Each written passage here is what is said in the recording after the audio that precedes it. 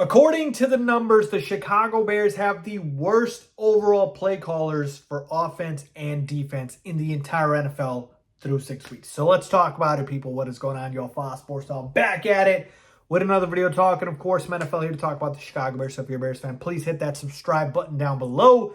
Please make sure you are following me on all my social media platforms, guys. As always, the bell icon so you're notified every time I drop a new video. All right, so here we go, people.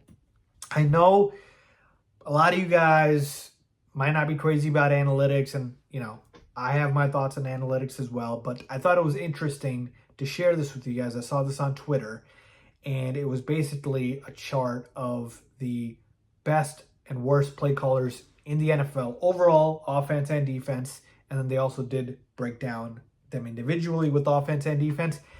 And so I'm going to show you the chart here. This is by Stephen Patton of Patton Analytics, and if you take a look here, the Bears are ranked as the team with the worst play callers overall, offense and defense combined in the NFL, and it's actually not even close. They are 0.30 points worse. If you see here, the Bears are at negative 0.88, and the Titans, a team above them, negative 0.58. All right, and if you take a look at the chart, I know numbers, you can kind of skew them and maneuver them to tell you that you want them to tell you. But if you look at the numbers and the teams at the top, it makes sense for why they're there. The best play callers in football, you see the Lions, obviously, with Ben Johnson. Like, those teams make sense at the top. And so the teams at the bottom make sense as well. But this is just showing you how dire the situation is with Chicago and how the coaching staff, how much they are failing the team.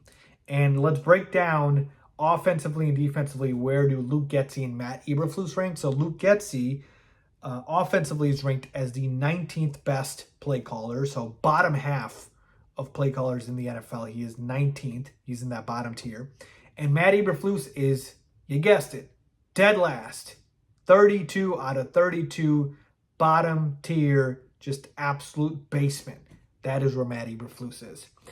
So I wanted to share this with you guys to highlight that we're not crazy, Bears fans, about just how bad the coaching has been here in Chicago, and the numbers reflect it. And it's really to the point where I'm telling you folks, it's such a detriment to the team that it's holding you back at a point, right? Even if you're a good player, even if you were a productive player, the coaching has been so bad that you're being held back completely. 32 out of 32 for Matt Eberflus, like, my goodness, that is just awful, awful. And this is even more evidence to me that we got to move on from this coaching staff completely, Luke Getsy included. And look, I gave credit to Luke Getsy when he deserved it, right? Those 2 games where Fields balled out, the offense looked good. He deserves credit. But then, again, reverted back to his old tactics in that Vikings game, folks. A game in which you should have known the Vikings were going to be blitz heavy. And this was the game for Luke Getsy to actually dial up what he loves to do, which are screen passes. You finally have a game where you can actually dial up screen passes. In fact, it's calling you. It's screaming in your face to go ahead and call these quick outs and screens to go ahead and negate the blitz. And what does he do? Barely calls screen passes, because that is what Luke Getsy loves doing, the opposite of what is supposed to be ideal and what is supposed to work. So it's just more evidence to me, man. Like, at this point, I know we're all tired of it, but you got to clean house with this coaching staff.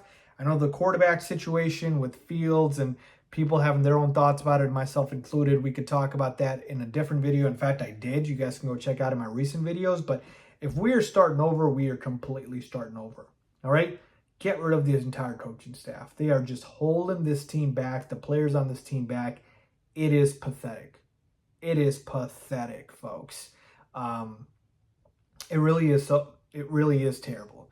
And I have my thoughts on the candidates that would make sense, but obviously, having Ben Johnson at the top of that list, that would be amazing, right? Because obviously of what he's doing in Detroit. We'll see. We'll talk about that. This is more of an off-season talk.